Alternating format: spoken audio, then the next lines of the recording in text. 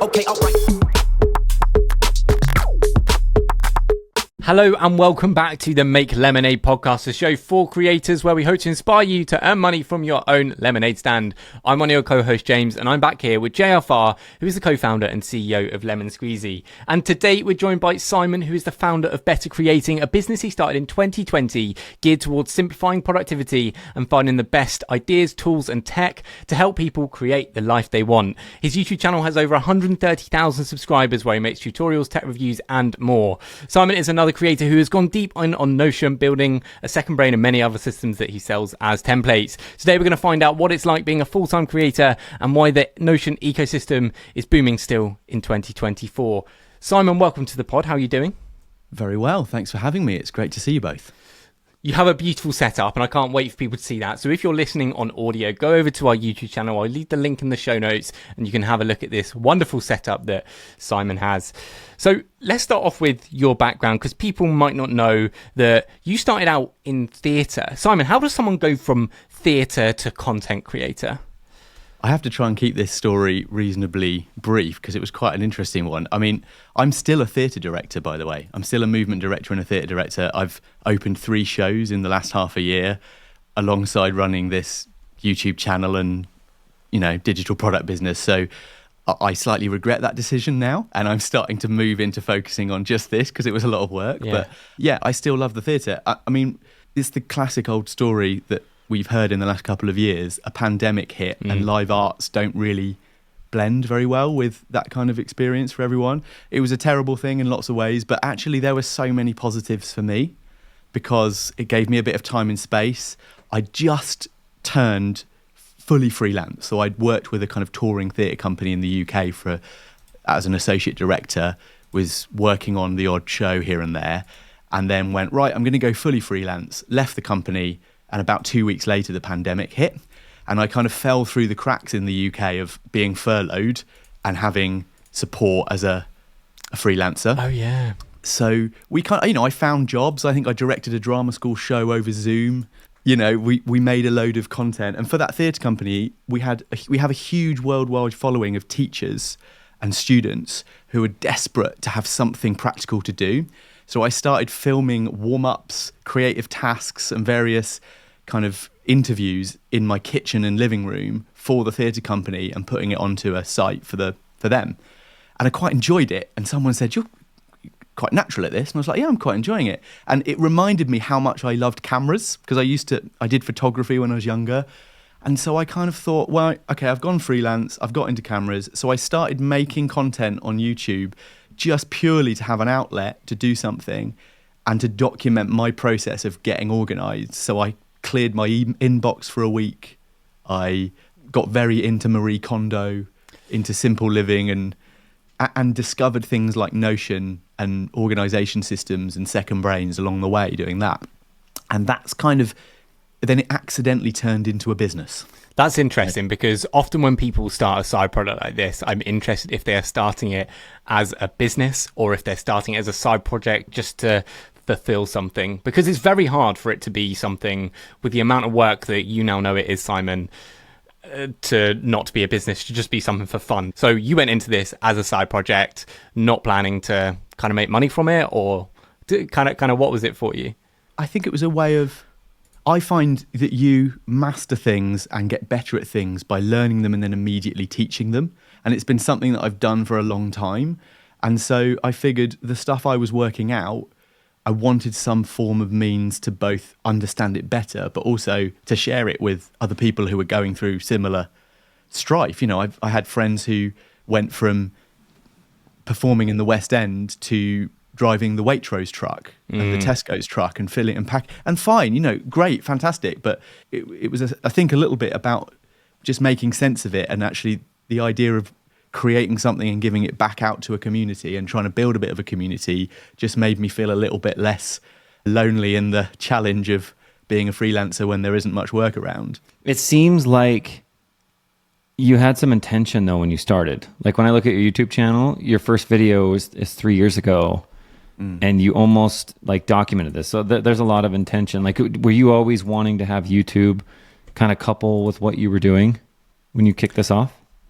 I think I started as if it would be a thing that would be around and go, if this was, I think you make a decision about what the thing is until you know it's the next thing. You go, oh, it's this. Oh, no, wait a minute, it's this. So I think there was a commitment to say, this is why I'm doing it. And yeah, I think it was a way of, I tried to frame it and tell that narrative of this is what this channel is about. And that shifted and changed. It moved from ways of being a creative more into finding tools and ideas and systems that make your life simpler and easier. But I think I kind of grew into the thing I was saying it was. I said it was a thing, and then it eventually, I really did start to kind of go, yeah, this is part of my life now. I think. Yeah. So why not do content around your theatre stuff that you'd spent all of your life doing? Why not do that rather than the content, better life stuff that you did start out doing? I think that it was because that's what I was focused on. I said, I had time to step out of the usual grind of, often in arts, you're saying yes to projects, you're freelancing, you're running between things. And I wanted to kind of step back from that and actually go, my intention was to look at, am I being intentional about how I'm living? Have I made a choice, or am I just on a treadmill that is making the choice for me? And I think that it was because that's what I wanted to look into in my own life. So I also love the idea that it was creative, and I kind of vehemently didn't want to make it about my career. I wanted it to be about something else, or not about the subject matter. And also, I don't know how valuable that is. I also, there was a little bit of a sense that if this became something, I want it to be useful to lots of people. And I think that I feel like I have the opportunity to offer value and solve problems for people, where talking about the theatre industry wasn't what I wanted to do that, I think. So this is quite interesting, because I think a lot of people, when they're thinking of what their next business could be as a creator, they might take their initial area of expertise and make content about it. So for me, with podcasting, I know a lot about podcasting, and so I'm going to be making content about podcasting. It's kind of hard to think more about something completely separately, and you're going to learn about it as you go. But kudos to you for doing that and like carving out a completely new career, which is very different to what you were doing previously. So how much of a plan was there when you started Better Creating in terms of the types of content, your plan, how often you were going to release videos? Yeah, I would say, by the way, that I felt like that a lot of the stuff I learned about being a freelancer, running teams, building collaborations, liberating and enabling people I worked with, all of that in the theatre and being a director and organising people, that was the stuff that I felt could be applied, could be shared out of the industry. And I suppose that was where I drew on what I knew. But, and I don't think there was a massive plan to start with. I think I talked about what I wanted to talk about, what I got excited about, and what I thought could be of value to people. And I think that's really good advice on YouTube. I think I was obviously watching people that you might go, I wonder if he was inspired by X, Y, and Z. And there were definitely people that influenced me who had said, just make stuff and you will find the niche. You'll find what people want to see. You'll find what you resonate with, what your audience resonates with. And I think for the first year, I just made 50 videos on what I was most interested in that month. And it kind of, that's why when I started playing around with Notion and then ended up talking to Tom Littler, who was a YouTuber for a while, who was selling Notion templates, he went, it's all right, you can do it. It's not too dangerous. Why don't you just put something up and you can do it on this site and it's quite good. And that was just through a chat with someone. And I went, I'd like to see what it's like to sell a digital product. So that was never intentional. And now that is the driving force of the wider business. So you have to just roll with it a bit sometimes, I think. So you said you made 50 videos in the first year. So you were basically doing weekly videos. Are those still the videos that are up on your channel now? I haven't taken anything down. Okay. So you were just like going at this every week, being consistent. How was the growth through those? Because that first year or two doing something, that is when it's hardest, right? Because you might not be getting that many views. You might not know exactly what type of content you're making. So was there like an inflection point for you in that first year? Or you just like, I'm just going to keep doing it. I'm enjoying it. I'm enjoying figuring stuff out. Yeah, I mean, you're right. I think what was the only reason I think I stuck at it is because I was making content about how to stick at it. Or the only reason I worked out how to build a sustainable side project was because I was making content about what is it to have a creative outlet and have a side project. So whichever way you look at it, I was talking about things that helped me do this creator game. You know, it was things about strategies and systems. And so I think I got into learning and then responding to that and feeding that back. And so I think for the first year, it was exciting to get a few, you know, I was like, oh my goodness, I got 50 subscribers this month. That's amazing. Right. And it's very different now, and it's slowed back down, and you go, and what is it? But I think probably the inflection point for me was I think I went from like 1 to 9,000 subscribers over about the first year. And then at Christmas, at the break, I didn't have a video, and I'd bought a stream deck because I was interested in stream decks and learning about all this automation stuff that my lighting designer friend used. And I just made this in like a day and just went, oh, I found this, look what you can do with it. And that one took off. And then that took me to like 15,000 in like 2 weeks. So you kind of go from, you work for a year and you kind of gently tick away, and then something leaps you forward. And that gave me that kind of sense of, there's something here. If that can happen, then there's so much possibility. So this is interesting. I sent JR your total subscriber numbers over the years, and it is remarkably steady. It is because you can see like a cumulative hockey stick, but yours is just steady growth for the last couple of years. But you do see that jump off at the start of 2022 where you go from 9,000 to 15,000. So was it that one video about the Stream Deck that kicked it off? Or was it like an iPad video? Yeah, I think that started it going. And then, yes, exactly. There was a steady community around Notion, which we should talk about in terms of how little you need to actually make something a viable business. Because that 1,000 True Fans Kevin Kelly article I read it around the time and went, oh, that's happening. So that was interesting. Yeah. But yeah, the iPad video and the power of the Apple-shaped engine definitely kicked the channel into the next thing. And there's a video, I think my biggest video is done about 1.7 million, and that was it just hit that kind of searchable zeitgeist around make an iPad great, you know. And actually then you go, oh wait, I've got 2 audiences. I think before we jump too far ahead though, I want to say a few things on that first year. I think I'd love to better understand how you financially stayed afloat. And then also too, I think that anybody that's listening, I mean, I will say this from my own experiences, like that first year where you continue to show up when no one's really watching, not a lot of people are able to do that. If you have that ability, it's kind of like that. It's just never quitting, right? You can't beat anybody that never quits, right? And so I think it's remarkable to kind of hear your experience with that, because I think it's the same with everyone that kind of sticks to something, right? Where you just don't really see a lot of, but I just can't imagine what it was like for that first year. I mean, you have the world kind of falling apart behind you, right? With COVID, you've been laid off, but financially, I'm just thinking about your mindset. Like you still had the, I guess, motivation to like show up every week and do a video when you weren't, I can't imagine you were really making any money. I mean, your first few videos, you were getting into Notion right away. So in that first year, how were you even staying afloat?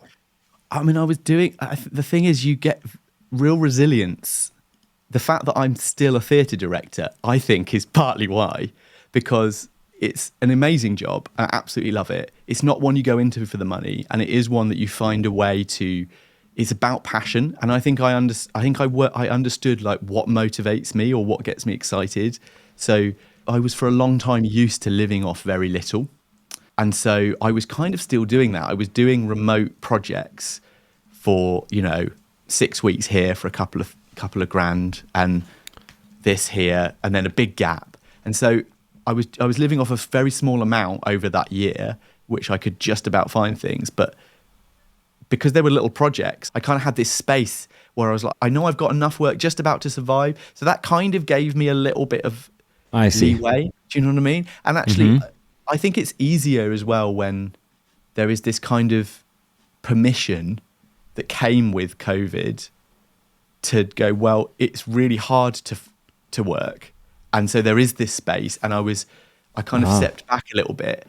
And actually, I think that's something that was a real lesson, which is if you really want to try something like starting a YouTube channel, if you just carve out the space and recognize that you can potentially live off less and you can make it work, and that if you do just make a video every week for 2 years, it will change your life. And that's what happened. And honestly, it was Ali Abdul saying that a few times on a couple of videos that made me go, and I saw friends who were like, yeah, I'm kind of living off this now. And I kind of went, I'm just going to try, because I kind of believed the people that told me. Yeah. So talk to me about how one does make a living from YouTube, because from what I've seen in the past, a lot of people, they build up a certain size of an audience and they do their brand deals. They make some products and bam, loads of money. But like your current size of audience now, 130,000, that is not like, it's not like a huge channel. It's not like your Ali Abdals or Thomas Frank that we've interviewed and they can make hundreds of thousands through whatever they decide to sell. So for you at the start, when did you first start making money? Was it through a course? Was it through a brand deal? Was it through your digital products? That's a really good question. It might have been a sponsorship. I did whatever it was, 4,000 watch hours, and got monetized on YouTube and went, oh, okay, I think I was making like £15 a week or something. And I think what I started to see was people sending me things to talk about, which was really exciting, because you're like, I'm being sent keyboards and bits of tech to test out. I think I got to a point, and I can't remember exactly, but with a little bit of ad revenue, maybe $400 a month, and then a couple of sponsorships, I could get to around about $2,000 a month. And on that, I was like, this is paying me to do it. And I think that's where I then felt I could give more time and go, there's clearly a route to doing it. It just proved itself. And then it allowed me to go, right, I'm going to commit to trying to monetize this a little bit more and look at how I can help people with something valuable that they might want to pay for. Yeah. So that $2,000 a month that you just said, 400 of AdSense revenue and the rest of sponsorship branded partnerships. At what size do you have to be to get that? And at what point if people were thinking, I want to make a YouTube channel, I want to turn it into business, but how long is it actually going to take? At what size can I start partnering with brands and making a little bit of money from AdSense? I think it's the quality of your audience, because, if I have just 4,000 people, let's say, which I think a lot of people could do in half a year with just consistent work at offering something valuable that they enjoy making and an audience can tell, and building that relationship. If those 4,000 people all are really interested in a really key subject and you can pitch that to brands that might be interested in that, there is a value in it. And if they're interested in something that you can offer them, even better. And I think that's what's been really interesting for me is, I really believe in giving like 95% of what I do is free. It's just loads and loads of content. The work I do is sharing it, build this thing in Notion, try this stuff, video, sharing things on newsletters, all of that. And then you just go, but if you want to shortcut that, or if you'd like to try the thing I've made, or even just you want to support me to keep sharing this with you, check this out. And actually, we're in an amazing time at the moment when if you have a niche and you understand a little bit of tech, we can have one-person businesses with a global audience. That didn't used to be around very long. I think that is this generation's chance. My parents' generation is that they could buy a house and it would go up in value. That's not me. My opportunity is I can find 1% of that population that are really interested in this thing across the whole world and offer them something brilliant over offer for $5. And they can all send me $5 and feel like they got an amazing deal. And I've gone, oh my God, I've made £30,000 or whatever it might be, right? So I think it's about understanding scale and understanding value and recognizing that a small audience, actually, if you've really built them closely, they're way more powerful than a million subscribers who are just kind of clicked because they happen to like the look of your images. Yeah, I can back this up because on my podcast, Indie Bites, and I just did a course where I was explaining how I monetize this podcast. With 0 listeners, I charge for a sponsor. because I knew that the people that I wanted to listen to this show were going to be software developers and entrepreneurs that have money and going to buy softwares and tools. That podcast then grew, and I continued charging for sponsorships. So when people say like, oh, with my podcast, when can I start charging? Like, you can charge immediately if you really want to. But once I started getting 500-600 people listening, podcast is different to YouTube because the listen time and the affinity is slightly richer and deeper, and the type of people that are listening, software engineers, developers, lucrative for these software tools that have 2,000-3,000 lifetime value. So now that podcast gets 2,000 downloads an episode, and I make £1,000 a month from it. And it's very cool that you don't have to have a massive thing to make a good chunk of money. £1,000 a month is not to be sniffed at. It's really cool that I can do that by just making this 15-minute podcast. With YouTube and the type of audience you have, it's slightly more on the scale side of things, right? Where you need a slightly bigger audience to sell slightly cheaper things, or working with consumer products that are slightly more mass appeal. It can be. I think I've been looking at this recently, like my audience around the Second Brain and the Notion stuff. It is a really devoted small audience, actually. It's quite a niche area for people to get into. And so actually that is the biggest revenue drive. That is clearly the biggest revenue across the business that I'm doing with you on Lemon Squeezy, and it's been fantastic. But I think it's about diversifying as well, because being able to offer that thing directly is where I think the real income can come. But also, I think like being careful not to monetize everything, because you can kind of lose the value that people first connect with you for. So I think it's really important to keep an authenticity and a kind of an intimate connection with your community, and that's something I need to improve on a little bit, I think. And I think that's always the challenge as it grows. But I've found like diversifying it to recommending certain things where you get a little bit of a kickback if people buy them, and a few sponsorships, and a little bit of ad revenue, and a little bit of selling products, and that has kind of made it viable as a business. And then you can kind of go, well, where do I want to put my energy? I think that's a good point. YouTube is a wonderful place for diversifying your income, because you can have affiliates, brand sponsorships, AdSense, and also digital products. But like, how much work does go into actually keeping up a production schedule like you have, Simon, which are now beautifully produced videos? You've got this lovely set, you've got wonderful B-roll. How are you like planning and producing all of this? It's building systems that work for you. Again, it's the same thing. I think a lot of the things that have worked for me have been batching stuff together and reducing friction, because early on, it took me about 4.5 days from Monday morning to Friday afternoon to make a video, because I would edit it all myself. Oof. I would film it, write it, because I didn't know what I was doing. And actually, I was like, I've got nothing to do. I was going gently and having a lovely time, and like, going, well, if I'm going to film a time, I'm going to do this. Now, I think because, I've built a content manager, which I can link the editor that I'm working with. I've recruited some freelance editors. The first thing to offload, I think, because just unless you love editing, and link the brands or anyone I'm working with. I'm doing that. I can script it in it. I can plan a list of B-roll that will go with it, and then essentially what I'll tend to do is I'll spend a day writing 3 videos, and then I'll spend a day filming the A-roll like I would to a camera like this. And then over the next couple of weeks, I'll film the B-roll for those 3 videos as they build up.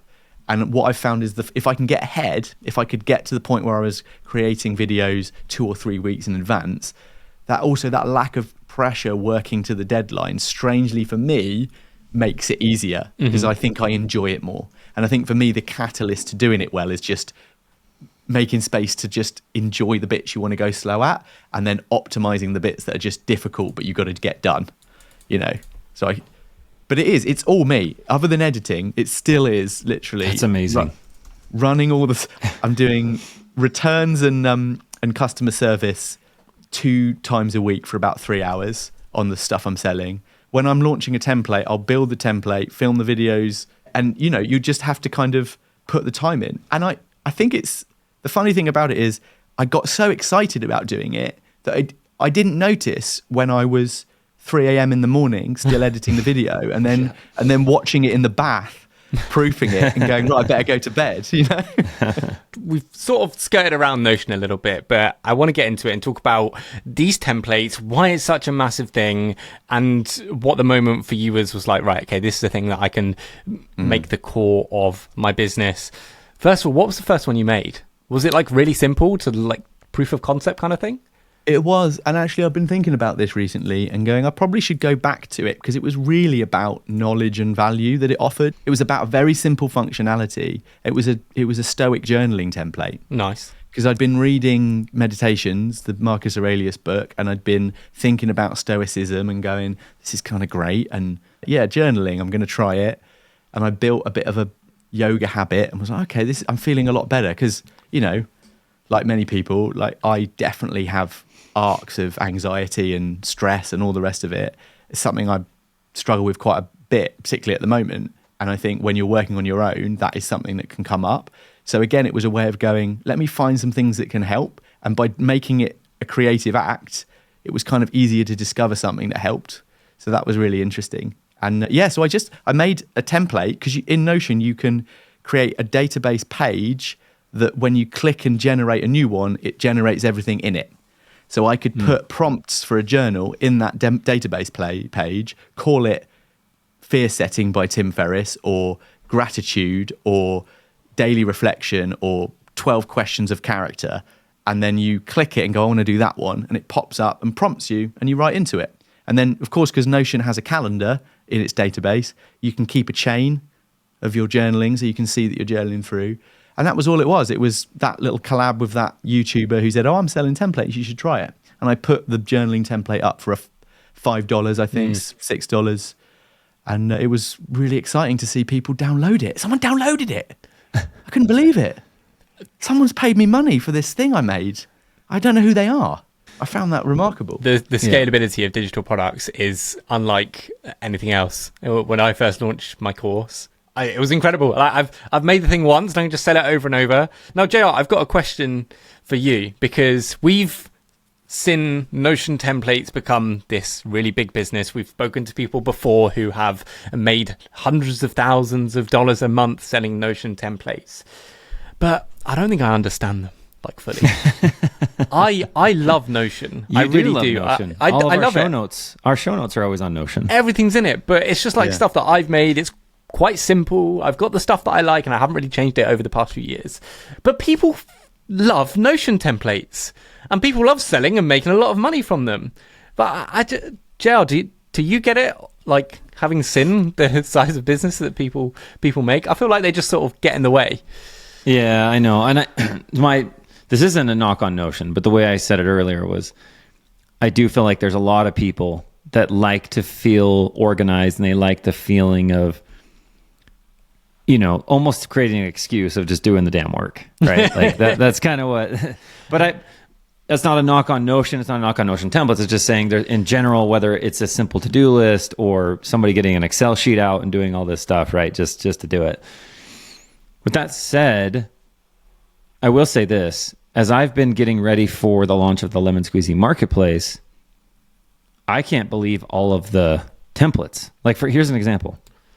I saw this one the other day that was about supplements and vitamins. And it was a full database of every vitamin you could ever think of. What is going to have a adverse effect if you take like riboflavin and something else, like it's going to create something. It was amazing. Wow. I was like, holy, I would have never, but I think those are some of the things where people are going pretty deep with the Notion templates to build something that is more than just what we're kind of maybe thinking of it. I agree with JR. I think it's really important that people go, what about it? And go, what is this for?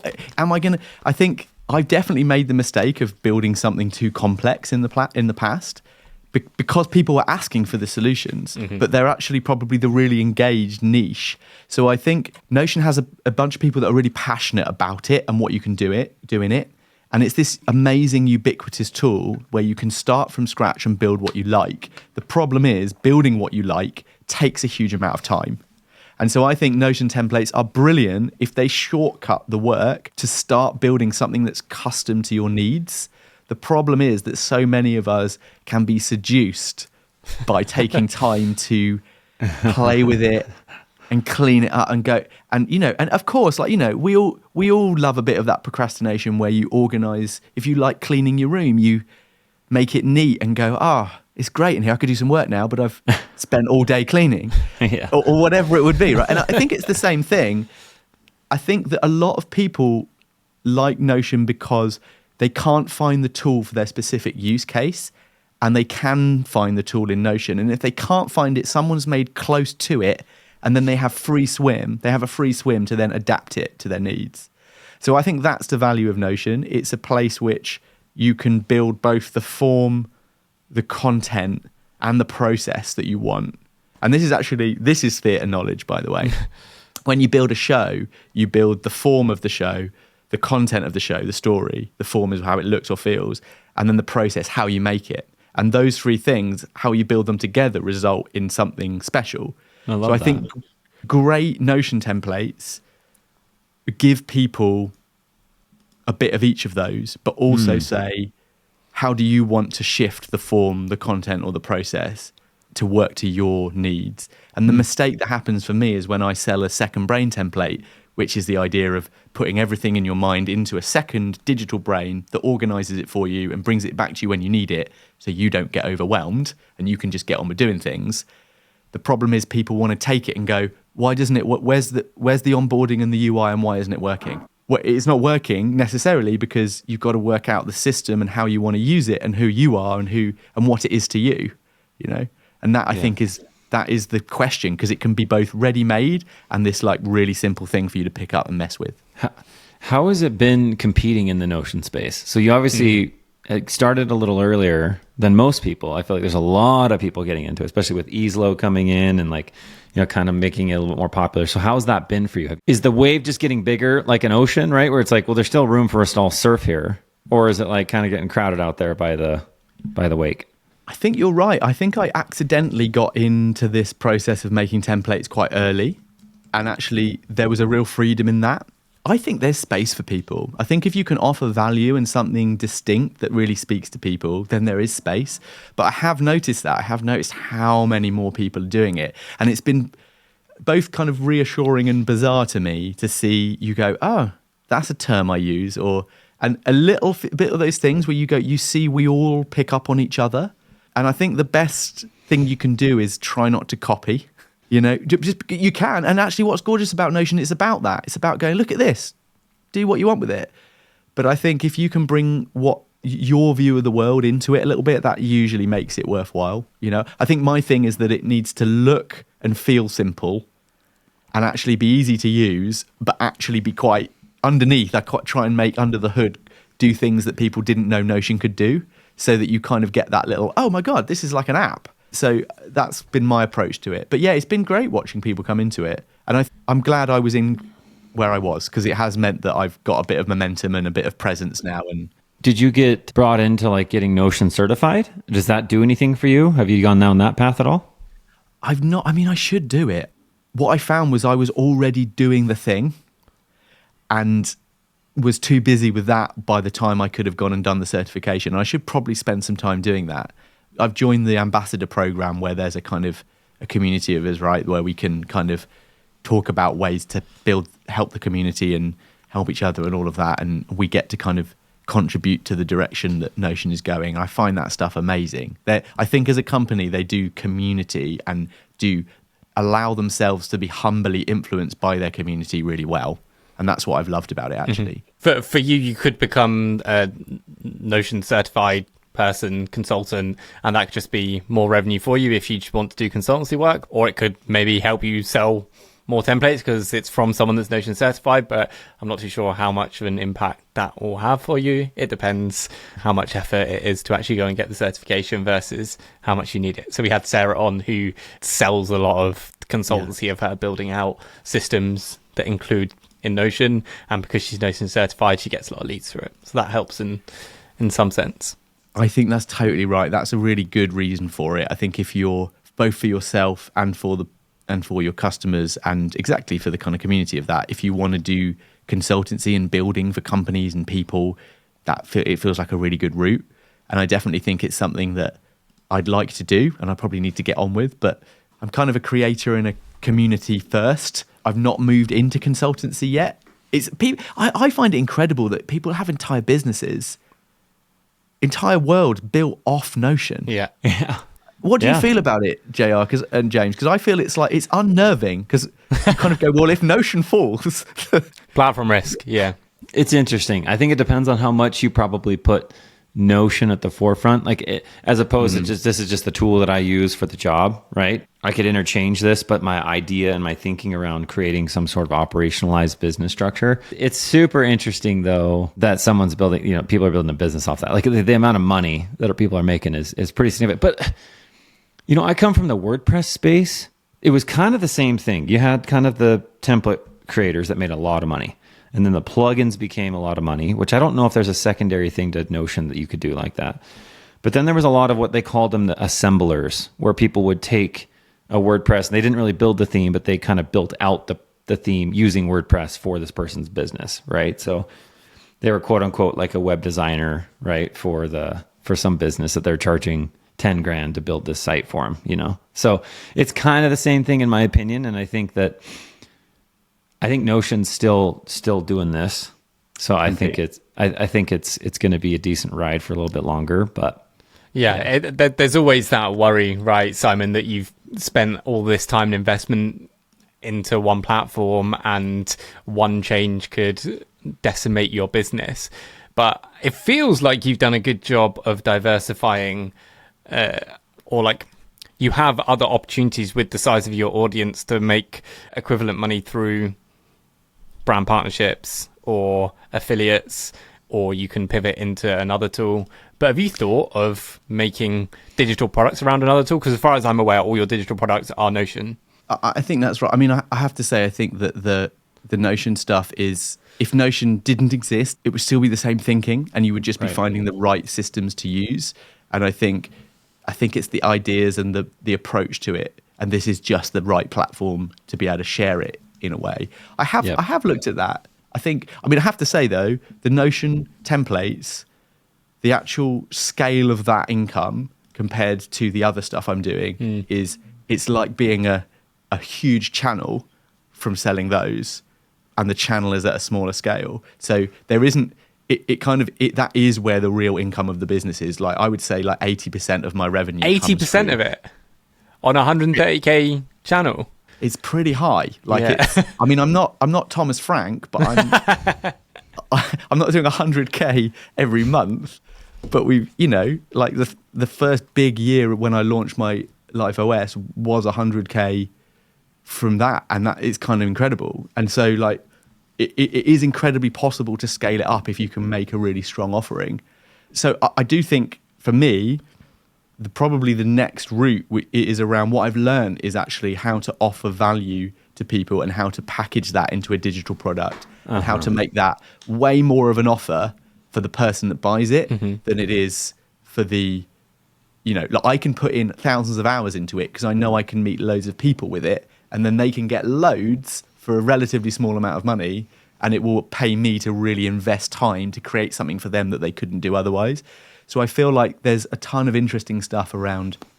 Well, I'm really interested in working with someone at the moment about building some AI agents that can do things, training them for people. They could be embedded into Notion systems or into other things. I'm also really interested in kind of, is that kind of world of courses where you can kind of teach someone something and at the same time they can build something with you that works for them. So that kind of world feels really good too. Talk me through actually ideating the templates that you make, what you decide to build, how long it takes you to build them, and then how you decide on pricing. Because you said the first one was $5 and now Life OS is currently $60. I had a kind of goal over the last the year or so ago and to kind of build everything I would want in systems that would help me organize my life in various ways, and a few things that probably I don't want to use. Because I think you want to try and cover things that various people might want, and how do you build that in my style that might be really helpful for people. I couldn't tell you how long, because I think the joy of Notion is it's like playing a computer game you get addicted to. Once you start building, I can spend hours in there. Yeah. I've learned a lot about myself and the way my mind works because I can bounce around. Maybe I should check out how my mind works a little bit more, but I can just go for like 8 hours and then go, oh, my legs are aching. Oh my God, it's 5 p.m. I just had breakfast, you know. And that's a superpower. Do you recognize that? You recognize that? Yeah. I do. Yeah. And the sick thing is I can take a break and come back and do it for a while longer too. Same day. Absolutely. But I find it almost very difficult to go and commit. So I'll find that I'll put off making the thing. And then when I start, I'll probably go for like 3 weeks on a big template and just build whilst trying to keep the channel going. And I'll probably do a couple of long days a week and just smash through it. So I think it depends. If they're smaller, you can do it. Because I think what I messed up before is I think there's a real scope for bigger templates. You've still kind of got to do beta testing with your like close audience, and you've got to check if it works and go, when I duplicate this and give it to you, does stuff mess up? So when we first like relaunched the big Life OS Second Brain, it was amazing. I had these things called synced blocks, which you can, whatever you put in them, wherever you put the synced block again and duplicate it, the same stuff is accessible. So you could create these really bespoke navigation menus and things. And you could also kind of have a view of a database in a special today homepage, but also see it in your task homepage or whatever. And when we duplicated it, this new version where we'd updated it, everyone's synced blocks was syncing across every single person that duplicated the thing. Because Notion had like knocked something on. So it was like, this exists in 600 places. And I was like, what has happened? And so, yeah, that's the risk. You've got to, I think, in future, I think I will now test a little bit more with friends and like community, make sure it's right. But the smaller things, you can build a template in a day and put it up in a couple of days. And if it's a good idea, it could be really valuable to people. So I don't think you have to go massive either. And I think you probably shouldn't. I think my most successful stuff have been free and little few dollar templates that people can just grab and go, fine, let me see what it's like. You know? So are you sort of pricing them based on how complex the system is? Or like the value people get from it, and like what's the ceiling of how much you can charge for a Notion template? I'm pricing it on the amount of work it would be to make the same thing for yourself, you know. So I would say that complete Second Brain, I think for someone to build out something with that kind of scale, but also the functionality, I think it probably took me 4 months. And it's why people go, you know, full-time 4 months of work. And it's why people go, you're wasting all your time building. I was like, no, I don't think everyone should do this. This is my job. And that's why I'm doing it. So that is really hard to build and really hard to understand how to put it together sometimes, but can be easier to learn to use. You know, I sell for around about $100. And then the smaller templates that are a bit more accessible, but have some nice ideas in them and often have knowledge or content, those kind of end up around the $20 mark. And then there's a load of free and like $3, $5, $6 templates that are just quick and easy that just people go, I kind of want to support and like the look of, and you know, it's more like that's nice. I'll grab that and do something with it. Yeah.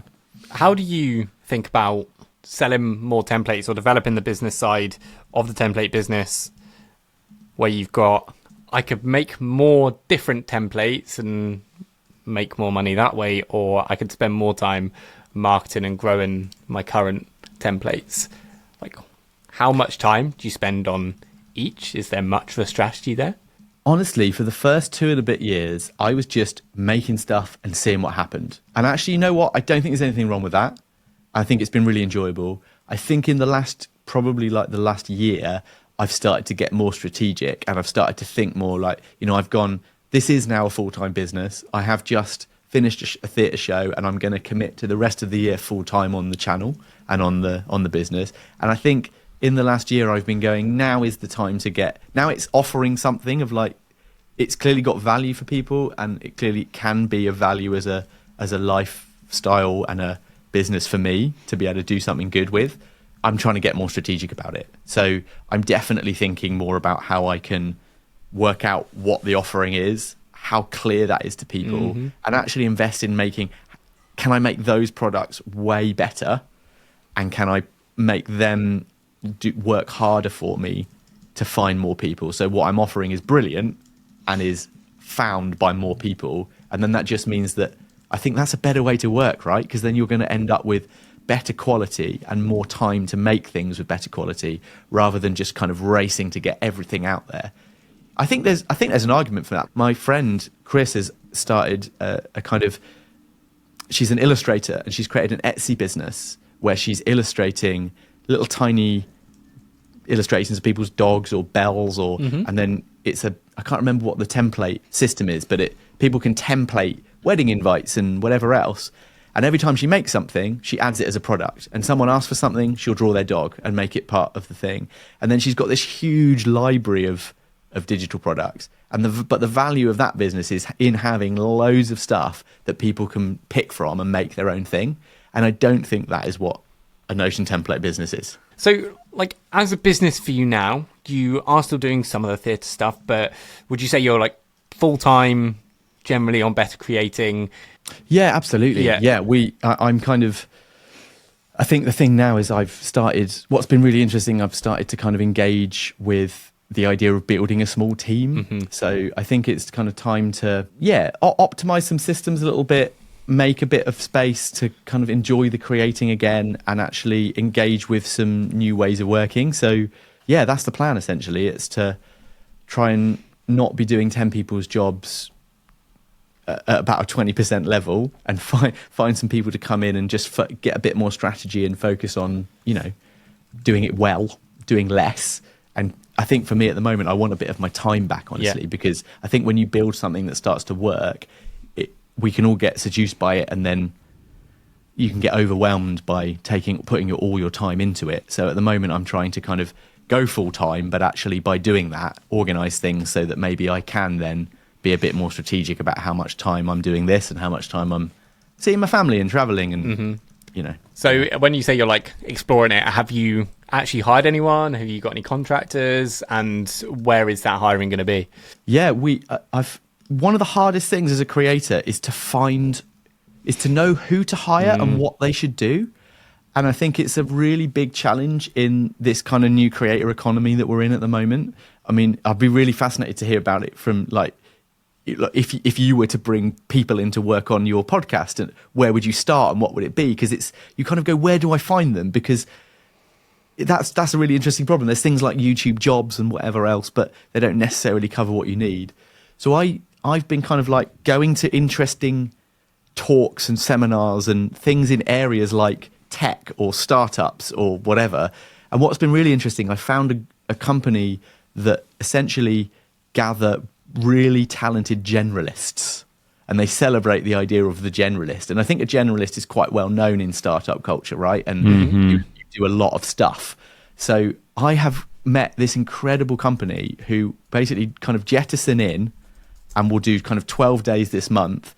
We've just yesterday done an audit on everything that the business does, and they're making recommendations of how they can build automations, AI tools, and then where we might recruit and who we might recruit. And then amazingly, they will also work with me to recruit the people and bring them in.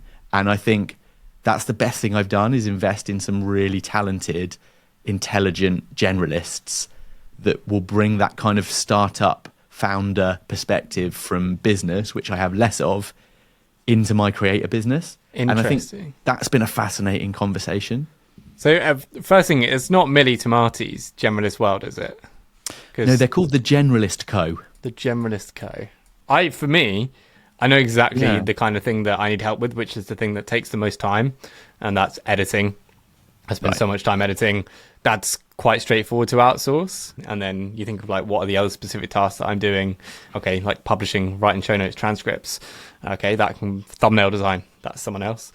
But that's really interesting, because I completely agree with you. That's where I think that's pretty fair enough on both of our worlds, right? Which is an editor. I take 20 hours to edit video. They'll take 10 and do it 10 times better. Yeah. That is a brilliant investment. And I suddenly have 20 hours as well to sleep or to work on the Notion templates or to work out what I'm doing or have better ideas, right? But then when you start to go a thumbnail person, and I could do with someone to manage the admin of booking people, and then it starts to go, you kind of end up with, I think you end up kind of thinking about lots of specialists. That's what I started doing anyway. And then actually going, well, who would want to come and do a bit of everything? And I think it's about, for me, I'm trying to find that kind of content manager, strategist, the person that's like the connector, and the kind of operations person, right? Yeah, it's sorry, I'm just going to jump in here because this is how we thought about it early on with Lemon Squeezy. So we're 20 people now, right? But like, I mean, think about it like a baby, right? Like a business is a baby. It needs to be fed, it needs to be put to bed, it needs to change its diaper, right? But if you just bring in a diaper changer, like the baby's going to struggle because it needs to be fed, it needs to go to sleep, it needs to be rocked, it needs, all those things. So at an early startup or business, right? Like you do need people that can come in and just pick up wherever it needs to be. The baby might not be ready to take a nap that day and you're going to have to deal with it. You know what I mean? So whatever fire is going to come your way, you kind of need these generalists in the very beginning to be able to duck and dodge and dive and move around as they need to, right? I think that's kind of more of the idea behind it. I still think it's good to say this person's really, really good at editing, but there might be something over here that turns into a fire I got to make sure you can jump into. So where do you find those people, Joe? We've been lucky, right, for Lemon Squeezy. We throw out a job ad and we get 500 applications. So it makes it a little easier. And there's people kind of running towards us. But I think it takes some effort, right? Like I think you got to... I will say, like, I really, truly believe like your first 5 or 10 hires are some of your most critical ones. What was your process, JR? Where did you start? So was it a couple of you to start with? Actually, I did a podcast interview, or I think I did like a solo one before James. So it's probably really, really shitty quality. My philosophy is 1, hire when it hurts, but I'll just explain how I found them. We established these, whatever you want to call them, core values, but just the way that it's important for us to work. There's 3 of them. It was execution, craftsmanship, and ownership. Okay. So when we did the interview process, if I found that we were talking to a designer or an engineer that was really, really good at like ownership, like they had carried projects all the way to the finish line, they had launched their own thing, great, check that box off. Clearly they have an execution bone in their body if they're going to do that. But then like I went to their documentation and they never did a documentation for their product. They never, right? Like, so the craftsmanship's missing. So it was almost like we had to be so headstrong on these 3 things, because if those are all clicking, when I'm sitting in a meeting with the team and I say, who can own this? I know that the person I'm talking to understands what that means. Oh, this means that I'm accountable for this. I got to make sure this is pushed through the finish line with execution, with craftsmanship. So now all of a sudden, we're all speaking the same language. We all kind of know how we work and jive with each other. And so I think 3 is actually like intentional as well, because I think too many is almost hard for like the human mind to even like take on, right? If you have 5 of them, right? We have humility. We have, we have like, now it's like, okay, there's too many. So I think 3 is a good rule where like you can make sure there's a touch point. This is what's worked for me. I'm not saying this is like the perfect bulletproof way to do it, but I do think being really, really picky early on is with those types of things and not thinking is really helpful. That's really interesting. I feel like something that I've really valued discovering is how the military build teams. Because they go, it's either a team of 2, it's 4, it's 8, or it's 20, like you guys have read. And there's just this kind of structural thing that makes sense. But the 4 is really interesting because you have like the vision, or the kind of this is the route, this is the leadership. That's kind of what I want to spend most of my time doing, is learning stuff and then putting it into value and going, let's go this way. What about this? You have the doer who just gets stuff done. You need a doer. You have kind of finance and operations. So someone who just kind of makes sure that the money and the thing runs. And that is completely opposite to what I like doing, but have to do. And what many of us find we have to do more of and then go, oh, I'm nervous, which has been me. And then you have that kind of connector. And then between them, the sum of that team in a 4 become way more, but also you're not stepping on each other's toes. Yeah. So I've kind of got like I'm trying to work out what the model of, if I just have one person that comes and does half of that and is kind of the connector and the ops person. Yeah. That just takes over running it. And then you've got an editor and a virtual assistant doing stuff. I feel like that feels like a good model for me. Well, I'll leave a link to JR's episode. I just found it. It's how to make your first 5 hires, and it's from 2022. It's 18 minutes long. And JR's put timestamps in here, and one of them is higher generalists than specialists. So Yeah. he shares that sentiment exactly. Yeah. All right, well, Simon, thank you so much for your time. We're going to wrap up here, but I thought I would press you unprepared for some recommendations. So I think it'll be quite interesting what you would recommend in terms of a book people should read, a YouTuber they should go and watch that you enjoy, and then a theatre show that you enjoy the most. Ooh, that's good. I usually prepare people because there's a lot of thinking time, but just like off the top of your head, what would you think? Right, I really enjoyed this book. For me, it's Shoe Dog. I recommend that to everyone. We should all three do it. So finish yours, and then I'll go, and then Simon can think.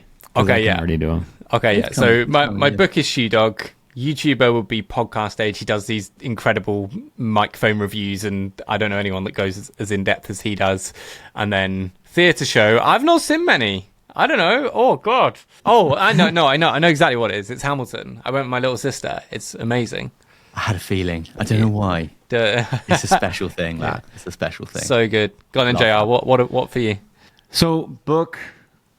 I mean, I love this one behind me. This Charlie Munger's handbook. I got really into him when he died, and well, before he died, I was really, really into him. But I think that's a fascinating one. Or like Hard Things About Hard Things. I think that's one that's amazing. And then YouTuber is this guy named Eric Anders Lang. He's he does he's so random golf club, and he does like stuff he does like documentary like golf style stuff. I just love it. Like the way he films.